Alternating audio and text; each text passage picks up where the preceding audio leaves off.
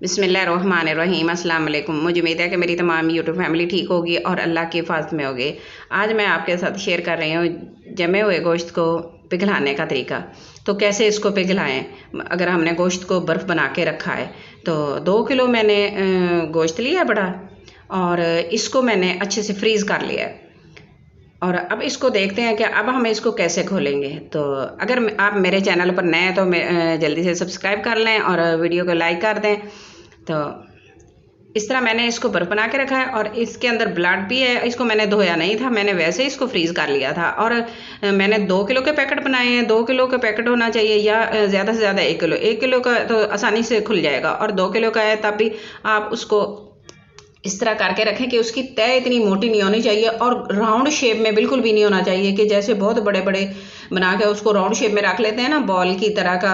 तो उस तरह भी गोश्त को पिघलाने में काफ़ी टाइम लगता है, देर लगती है। तो इसलिए इसको थोड़ा सा स्ट्रेट करके रखें। इसको इस तरह चौकोर टाइप में, यानी कि इसके पतले पतले यानी कि पीस बना के रखें। तो इस तरह फिर एक मैंने पतीला ले लिया है, उसके अंदर मैंने पानी डाल लिया। पानी इतना होना चाहिए कि जिसके अंदर हमारा जो पीस है ना वो डिप हो जाए। तो 2 टेबलस्पून के करीब नमक ऐड कर देंगे इस पानी के अंदर, और 2 टेबलस्पून के करीब ही इसमें सिरका ऐड करेंगे। सिरका भी आपको किसी भी ब्रांड का ले सकते हैं, जो भी आपको अच्छा लगे। तो जो नमक है वो इसकी बर्फ़ को पिघलाएगा, और जो सिरका है वो इसके स्मेल भी दूर करेगा, और इसकी जो गोश्त की वो है कलर, उसको भी बरकरार रखेगा। और इस तरह इसको अच्छे से मिक्स कर लेंगे।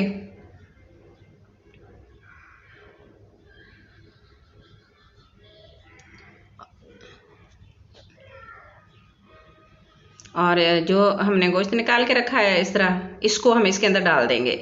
और इस पीस के ऊपर तक पानी आना चाहिए, पानी इतना होना चाहिए। अगर आपको लग रहा है कि पानी कम है तो पानी और डाल दें। तो इसमें पानी थोड़ा सा कम है तो मैं इसके अंदर और पानी ऐड कर दूँगी। तो प्लीज़ मेरे चैनल को सब्सक्राइब ज़रूर किया करें। आप लाइक भी नहीं करते और सब्सक्राइब भी नहीं करते, तो इसके कोई चार्जेस वगैरह नहीं होते, तो एक दूसरे की हेल्प हो जाती है। और इसको कवर करके रखेंगे 10 मिनट के लिए। 10 मिनट के बाद हम देखते हैं, चेक करते हैं कि देखें इसका ब्लड भी बाहर निकल आया है सारा। देखें कितना पानी रेड हो गया है। और इस तरह ऊपर से ये सेपरेट हो गया है, और इस तरह ऊपर से उठाएंगे। जैसे ही हम इसको इस तरह देखेंगे ना, हाथ लगाएंगे तो ये खुल जाएगा। और इस तरह करते जाएंगे और आहिस्ता आहिस्ता इसको। तो ये 10 मिनट में नमक और सिरके ने अपना काम दिखाया है। और वैसे तो बहुत सारे तरीके हैं इसको इस्तेमाल करने के, इसको खोलने के, बर्फ़ को पिघलाने के। लेकिन गर्म पानी भी डालते हैं, लेकिन गर्म पानी के साथ ना इसका टेस्ट ख़राब होता है। तो गर्म पानी से डालने का तो मैं इसको इसी तरह करती हूँ, साफ़ पिघलाती हूँ इसकी बर्फ़ को। तो देखें इस तरह करके, ये देखें सारा सेपरेट हो रहा है ना। इस तरह बाकी भी हम देखेंगे तो वो भी इस तरह ही सेपरेट हो जाएगा। बस कोशिश ये होनी चाहिए कि इसको बहुत ज़्यादा मोटी तय ना हो। और ये देखें ये सारा अलहदा हो रहा है, और इसका कलर भी बिल्कुल ख़राब नहीं हुआ।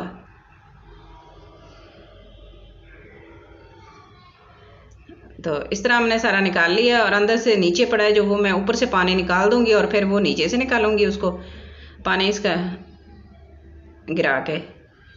तो इस तरह मैंने सारा निकाल लिया। ये देखें ये सारा सेपरेट हो गया, और इसका माशाल्लाह कलर देखें कितना खूबसूरत है और कितना प्यारा, और ऐसे लग रहा है जैसे ये बिल्कुल फ्रेश हो। कलर बिल्कुल भी इसका ख़राब नहीं हुआ।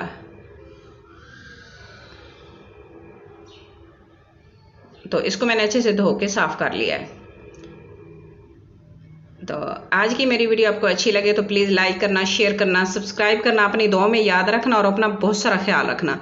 और मुझे कमेंट बॉक्स में ज़रूर बताना कि आज की मेरी वीडियो आपको कैसी लगी। मुझे आपके कमेंट का इंतज़ार रहेगा। Thanks for watching. अल्लाह हाफिज़।